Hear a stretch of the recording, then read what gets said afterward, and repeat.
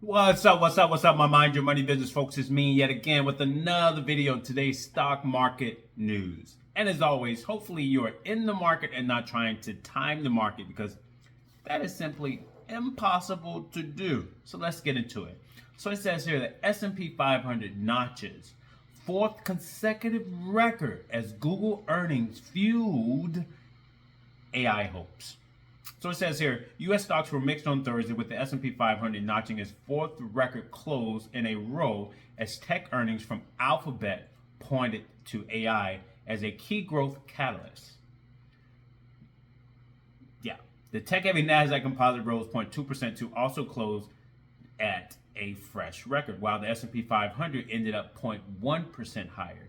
The Dow Jones Industrial Average dropped 0.6% amid a post-earnings slide in IBM shares.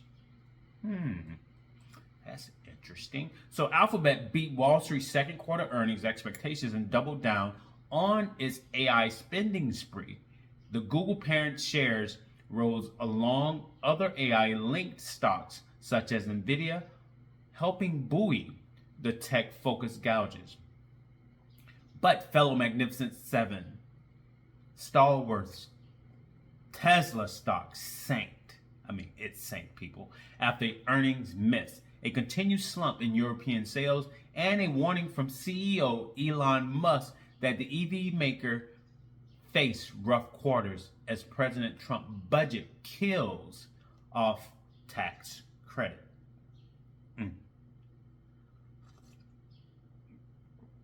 Yeah, Tesla took a deep hit today. So trade deal hopes continue to run high after U.S.-Japan pact helped fuel more records for the S&P 500 and Nasdaq Composite on Wednesday. The EU and U.S. are closing in on an agreement that would impose a 15% tariff for most imports from Europe, instead of a 30% threatened, media reports said. So that rate is emerging as a potential new baseline for the reciprocal tariff set to kick in on August 1st, going by Trump's comments late Wednesday. Previously, the president had imposed a 10% baseline rate on countries as part of his sweeping April's tariff. That's pretty much it, people. I actually invested some more money into the market today.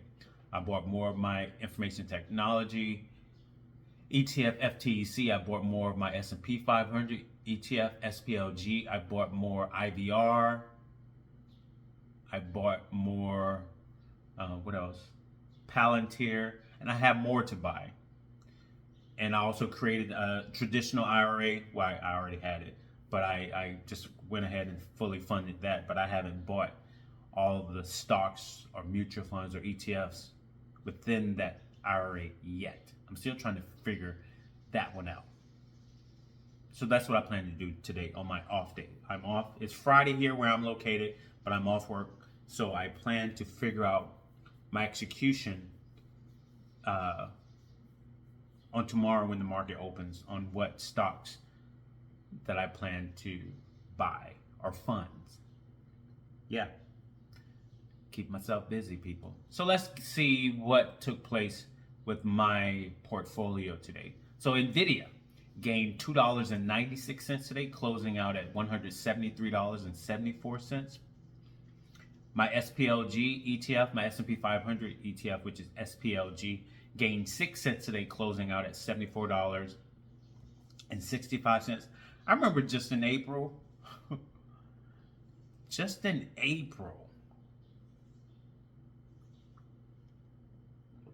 let's see, can we go back to April? This stock had gotten down to $58. No, the lowest it had gotten down to was $57.54. And it's now back up to, well, it's not now, but it's back, not but it's back, but it's up to $74.65. And I was continuing to dollar cost average into the market. So, that's a nice $17 swing in the last couple of months, right? Tesla took a $27.26 hit today. It lost that, closing out at $305.30. The good thing about my Tesla stock is that I didn't start buying it when it was going up. I was buying Tesla when it was in the 200s or lower, if I don't, either way. So I still have gains, but it has taken a steep loss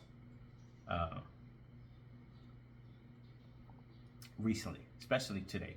This was a big loss today. IVR gained 2 cents today, closing out at $7.63. Again, that is a REIT, a real estate investment stock. It actually pays out, does it list it here? The dividend yield is currently 17.87%, which is nice. Yeah, it's nice. I'll take that. It pays out quarterly.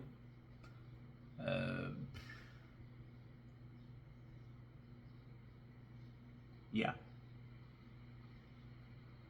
Palantir gained 24 cents today, closing out at $154.86. I bought more Palantir. Broadcom. Oh, I bought more Broadcom too. Broadcom gained $5.02 today, closing out at $288.71. Apple lost 39 cents today, closing out at $213.76. Meta gained $1.22 today, closing out at $714.84. And that's it. That's it. Again, like I said, I invested more today, and I do that by budgeting. I do that by not having any debt. That is what I am hoping you guys are aiming for, to get out of debt. In order to get out of debt, you need to create a budget.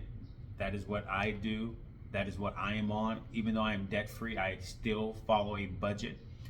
I was crunching numbers again this morning, trying to figure out how much more I can afford to invest, because yeah, that's what I do. That's what I suggest you do. In order to get out of debt, you need to create a budget and start telling your money where to go.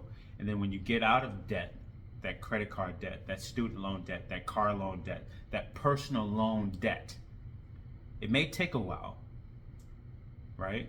It may take a year, it may take 2, it may take 3, it may take 4, but that 4 years is worth it. You know, just, you have to discipline yourself and just make it happen. Get out of debt, then you create your 3 to 6 months of living expenses, which is your emergency fund, because things happen in life. Hot water heater goes out, car tire problems, just things happen that requires money. And so instead of you going out to take a loan or put it on a credit card, you have the money because you're debt free. So you can pay for that thing or that emergency with the cash. Then you start investing 15% of your income into your retirement fund. Now, while you're paying off your debt, it is suggested that you stop investing. Stop all investing so that you can allocate all of your money towards your debt. But once you're out of debt, you start investing 15% of your income into your retirement fund. You fund your kids' college fund if you have kids. Then if you have a mortgage, you can tackle your mortgage. If you don't have a mortgage, save up to 20% of a down payment and then finance that home for 15 years instead of 30 years. You can save yourself a lot of money by not financing for 30 years. Most people that finance for 30 years just to maintain a low payment and just make their payments for 30 years, they end up paying double the amount for the home because you're paying interest. That's how the bank makes money. That's how the car dealerships make money. That's how the credit card companies make money. That's how these payday loan services make money, by the interest that they are charging you on these payments. So the less interest you pay, the more money you get to keep to yourself. But either way, so that's that. Get out of debt, and then once your mortgage is paid off, or if you continue to rent, there's nothing wrong with renting, like I am renting. But I do own property that I rent to others, and to me, I look at it as that rent pays this rent, right? Because I just, like, I want to buy again, but once you become debt free and you pay off a mortgage, and the only reason why I'm renting is because I moved for work, and I just do not want another mortgage hanging over my head currently, because I will want to tackle it. And there's so much that I've seen and have experienced from investing to where I don't want to take money that I'm investing away from my investments to now pay for a mortgage. I already have a mortgage. Well, I already have a home. So yeah, I don't need to do that. Maybe later on when I retire, and if I want to buy more properties to rent out and live in one, maybe that's what I'll do. But I am continuing to, but I work currently. Either way, I just don't want a mortgage. Yeah. All right. So either way, I'm talking too much. Like, comment, subscribe, share this video. Let me know what you think. If you think anything at all. A disclaimer, I'm not a financial advisor, nor am I pretending to be one. So any and all information on my channel is for entertainment purposes only. So please consult with a financial advisor before you invest any of your hard-earned money if you're not capable or secure enough in doing it on your own. So yeah, all right. So you guys take care. Have a blessed day. Peace.